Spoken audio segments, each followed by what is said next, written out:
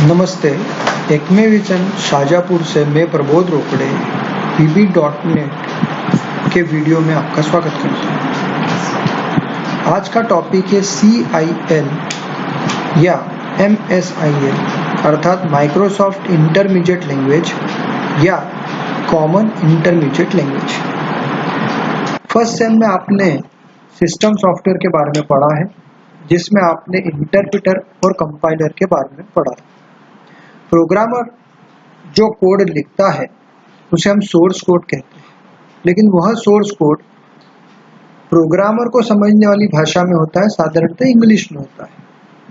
उसे कंप्यूटर को समझाने के लिए हमें मशीन लेवल लैंग्वेज में बदलना होता है। इसके लिए ही इंटरप्रेटर और कंपाइलर उपयोग में लाए जाते हैं। कंपाइलर का काम होता है सिंटैक्स एरर को चेक करना और बाद में अगर कोई एरर नहीं है तो उसे एक अन्य लैंग्वेज में कन्वर्ट करना जो ऑपरेटिंग सिस्टम के माध्यम से एग्जीक्यूट हो सके।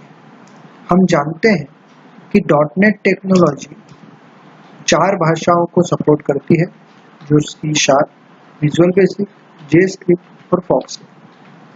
अब हम यह भी जानते हैं कि इनमें से किसी एक अथवा इन सब के किसी कॉम्बिनेशन में एक नया प्रोजेक्ट क्रिएट किया जा सकता है। फिर ये MSIL क्या है, इसकी आवश्यकता क्यों होती है? मान लीजिए कि प्रोग्रामर 1 ने C# में काम किया और प्रोग्रामर 2 ने विजुअल बेसिक पे काम किया। अब वे दोनों अपना सोर्स कोड कंपाइल करते हैं, तो यह कंपाइलेशन के बाद C प्रोग्राम को कंपाइल होने के लिए C कंपाइलर लगेगा, जबकि विजुअल बेसिक का कंपाइलर विजुअल बेसिक का होगा।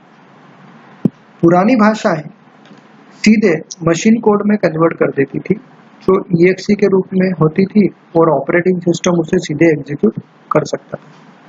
लेकिन .NET यहाँ पे एक मिडिल लेवल लैंग्वेज का उपयोग करती है, जिसे हम मध्यस्थ भाषा अथवा MSIL और CIL कहेंगे। यह कहलाती माइक्रोसॉफ्ट इंटरमीडिएट लैंग्वेज।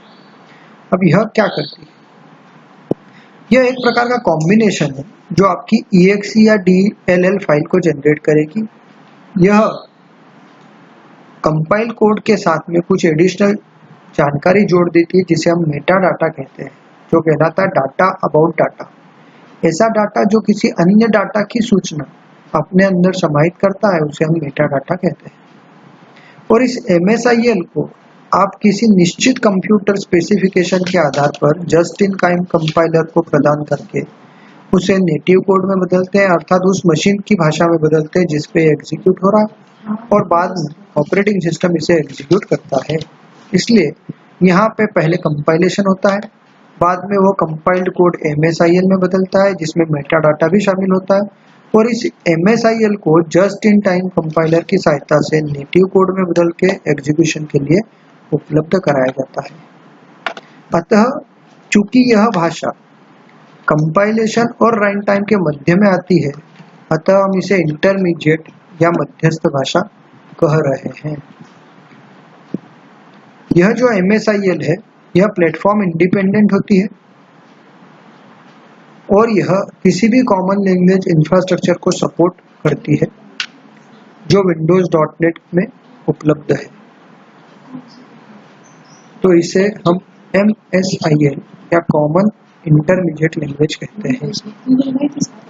फिलहाल इतना ही, बाकी जानकारी आपको हम अगले वीडियो में प्रदान करेंगे। धन्यवाद।